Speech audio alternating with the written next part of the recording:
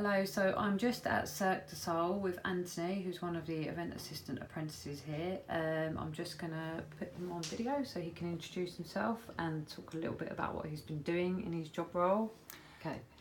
Hello, I'm Anthony Stavell. I'm a student with Big Creative Education and my placement is here with Cirque du Soleil.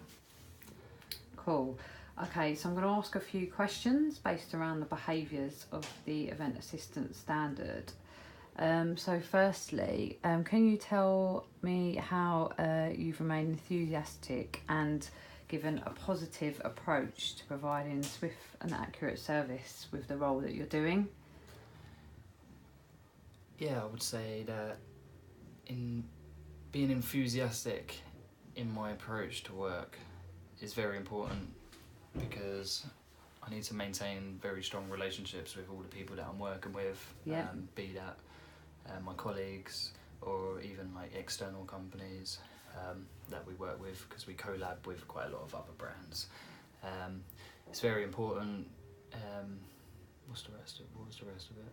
So how would you say that you provide a swift and accurate service? So if your question, say from an external client or a supplier, are you pretty good at providing a swift response, or is there a certain kind of lead time you wait for until you know what the answer are, or do you always kind of respond with an email just to sort of be polite about the situation and say that you're dealing with it? Or Yeah, definitely. I find it important to constantly, almost like a like log of information, but Yeah. but translated to communication. So Yeah. anytime someone emails me, I'll have to respond straight immediately. Yeah. Or as quick as possible. I've also got like a to-do list, checklist. Yeah. So any time a piece of information or a task is directed towards me, I straight away list that down, and I can prioritise that and respond. Excellent. Okay, so moving on to the next question. Could you give an example of where you've perhaps been in a team meeting with the rest of the team and you've contributed some ideas and shared with confidence? So you've come up with an idea that's pretty fresh and you've got confidence in that and you think that's going to get heard and perhaps you can follow it through. Yeah, this summer. Yep. I was put in charge of the reps. Yep. For Cirque du Soleil, so the ticket representatives. That is. Yep. I actually wanted to improve their experience and make it something more worthwhile for them to do. Yeah. And also like boost the professionalism. Yeah. Of it as well. Yeah. I do actually have some evidence of how I done that on my computer. Excellent. So what I did is I created this application form on Google Forms, and it explains the key responsibilities, what we provide, and any optional paid event work, because I think that this wasn't being communicated effectively to our representatives. And the main thing was also changing their job title to Cirque du Soleil brand ambassador. Yeah. And then I created this image here, and then it's just basically an application form to which we've got, if you can see up here, should be pointing, shouldn't I? 165 responses. Yeah. Which was one of the highest I've ever got from an immediate call out for reps to work with us. Okay, that's excellent. And what did the rest of the team think to that? Were they impressed, happy? Rest of the team been really happy with it. Yeah. Of course, that lies within the results. Yeah. With the sheer amount of applicants that we got. Okay. Yeah. Excellent. Okay. So could you give me an example of where you've been in a situation where you've had to remain calm due to, an incident or something happening at an event? Yeah, at an event would be a good one to go with. I think there was a Nottingham show Yep. And we had an issue with basically, actually, so at the beginning of the event I spoke to the venue manager. Yep. And the security. After doing a main like typical brief, one of the topics that we spoke about was how many not guest lists we have, like how many people we have backstage. Yeah. So they have like a access all areas wristband. Yeah. And we discuss a quota. It's normally an agreement between both parties. Yeah. And it was around say 20 backstage. So they actually gave me these wristbands and I handed them out, so they were all accounted for and there was no loose wristbands. During the event, towards the end of the event, one of the acts actually invited up some of the public onto the stage. Okay. So we had a few girls and boys all dancing on stage. Yeah. And I'm looking over to security and they wasn't really happy, looking quite angry about it. Yeah. But I knew at this point in time, I was able to assess it and think that the guys that were on the stage actually wasn't going to go anywhere else. Yeah. They weren't going to go backstage. Yeah, they're not going to move. So I quickly went over to security. Yeah. It went over to head security because he was in my vision, and I spoke with him and said, how can we deal with this?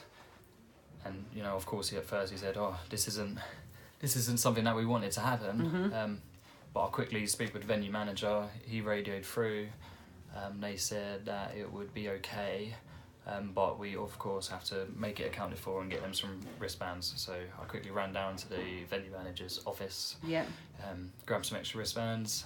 Made my way up backstage and presented them to her. So excellent. they were pretty happy with that, and it was that can be quite it was stressful. hairy. Yeah, it was very stressful. Especially when you've got a venue packed full of people as well. Because we had already pre-planned that we wasn't going to let this happen. But yeah, you'd already organised who would have that access to those wristbands. Yeah, I think that's the nature of events. You've got to think on your feet at the time. Yeah, definitely. Happens a lot. Okay, right, so moving on to how you take pride and you've attention to detail with something you may have produced. So I know you've spoken a lot before about promotional material. So could you talk us through some artwork that you've developed for perhaps your social media pages or an event that you've got coming up? Attention. Yeah, your attention to detail, your accuracy. Yeah, definitely. I can actually tell you, because I was discussing this with the team yesterday. Yeah.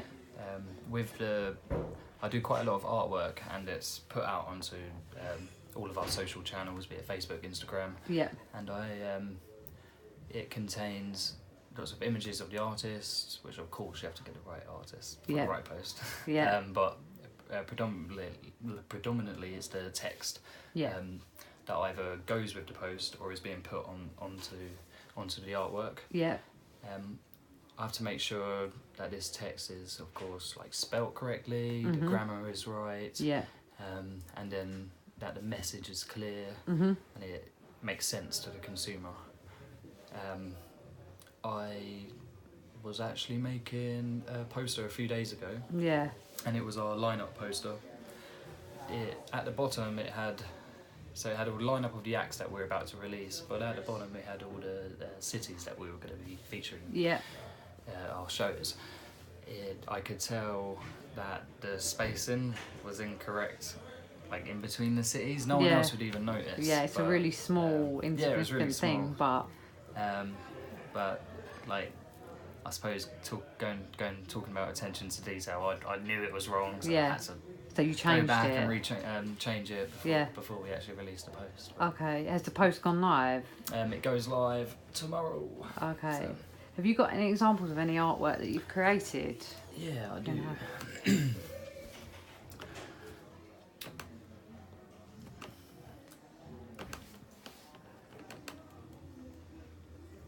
So talking about... this is actually the one that I haven't changed because I've changed it in Photoshop. Yeah. So you can either not see or see that with what I was talking about with the spaces between. Yeah, I can actually. I know you pointed it out, but it's something that you'd have to look when at. someone's reading it, they probably wouldn't even notice. Yeah. So yeah, this is like a tour poster. Yeah. All of our dates. This is a cover for Facebook. This is what a cover photo would look like for our lead show. Yeah. Other than that, I think I should have some. This is like creating artist cards. Oh, cool. Yeah, This can like be that. used for. Are these all of your artists? Yeah, Congo United. Oh, excellent. Yeah, these are ones we've got. So upcoming tour. So we've got a really good. Do you speak to their management team or to get their artwork and? Yeah. So when I speak to the artist agents. Yeah. They. This is going on to like logistics and advancing. Once the contracts are signed by Tom and Luke, my directors and managers, it's then passed on to me, and I hit them up with message. Sometimes it might have to be a couple of times because they need chasing. And I asked them for the travel and hotel requirements, and then also for their press pack. So the press pack includes the biography of the artist, and then their press shots. So these press shots are then transferred to the artwork, which is here, which we can use. Which looks fabulous. Yeah, as a promotional tool. Cool. Ideas for your artwork. I really like that. Who comes up with that kind of theming and concept around? It looks like a little bit of, animals, so circus. Our nights are circus themed. Yeah. So we've always got that running it's got theme. retro kind of feel as well. We have these creative designers. Yeah. And we hit them up after having meetings and talking about the artwork and what we want it to include. We've always been big, bright, colourful, bold, because that's exactly what our shows are like too. Yeah. Just think confetti explosion. Yeah. So yeah, we put a brief to the artist, and the artist comes up with a idea / concept and sends it to us, and then it's usually a few weeks after that of trying to get it exactly right. Yeah. Because the first draft is never what it ends up being like. We played around with like black and white aspects. We played around with changing our logo to different colours, which we thought didn't actually work in the end, so we kept it back to our original black and white colours, but we just we added like some bold ribbon of triangles around it. Yeah, and that's cool. Okay, I'm just going to stop there because I feel you've answered those questions in detail, so I'm going to stop.